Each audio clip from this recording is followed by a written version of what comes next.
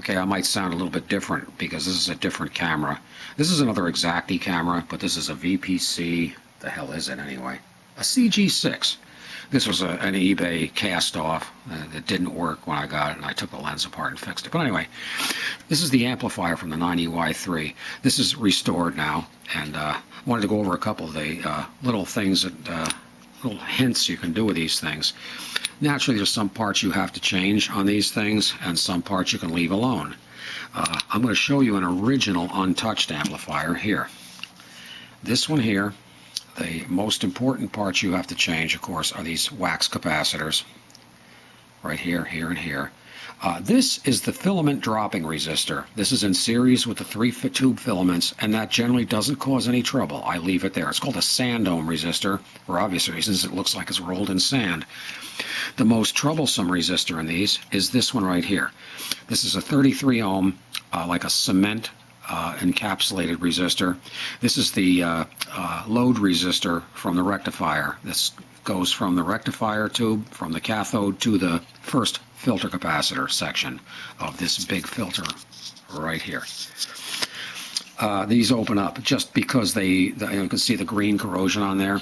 They open up, and it will cause a completely zero sound, no hum, no nothing. But I change those, and you can put anything from a 22 ohm, 33 ohm, 47 ohm. It's not that critical. And the filter capacitor has to be taken electrically out of the circuit by removing the inner terminals. You can leave the ground terminals there. It's a convenient tie point. I don't remove the original capacitor just for appearance sake, but electrically it's taken out. How I do that is this way. I add a terminal strip, solder a terminal strip right to the board to give me a convenient tie point for the two new filter capacitors, new resistor here. The new surge resistor, that 33 ohm resistor, is behind here. You can't see it right now. And these capacitors are all new now. This resistor is fine. It's being left here. And then I test all the original resistors to make sure that they're okay in value. If they've increased in value, and hopefully you know your color code. Like this one, for instance, is a red, purple, yellow. That's 2, 7, and yellow is the number of zeros. That's 4 zeros. That's 270,000 ohm resistor.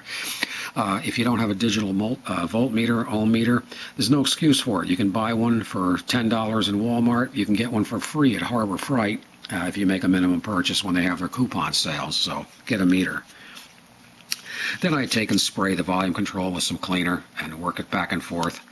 You'll notice this capacitor is original. That's because these mica capacitors do not have a liquid electrolyte in them, and they are not subject to failure like the wax capacitors are. You don't have to change that one. Anyway, so that's basically the amplifier. I mean, the interesting thing, this amp is the oldest one of these I've seen yet. This was assembled in 1948, and these original capacitors, these are, you can see the brand name on there, mica mold, made in Brooklyn, New York. And the values on these are confusing to some people. The way you read them is you put it so that the arrow points to the right, and read the first digit is green. The first dot is green. That means 5. The middle dot is a black. That's 0. That's 5, 0. Orange means 3 zeros added to that. That'll be 5, 0, 0, 0, 0, or 50,000 picofarads, which translates to 0.05 microfarads. The yellow dot up in the corner is the working voltage. Yellow is 4. That means it's a 400 volt capacitor.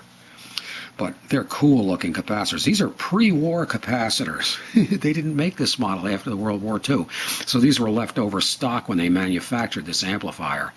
Very, very hard to find, very rare. But they're bad, and they had to be changed. They're bakelite, and of course the capacitor is made by sheets of aluminum foil with an electrolyte impregnated paper in between the sheets of aluminum, and it's rolled up like a jelly roll, then flattened and put into this bakelite case.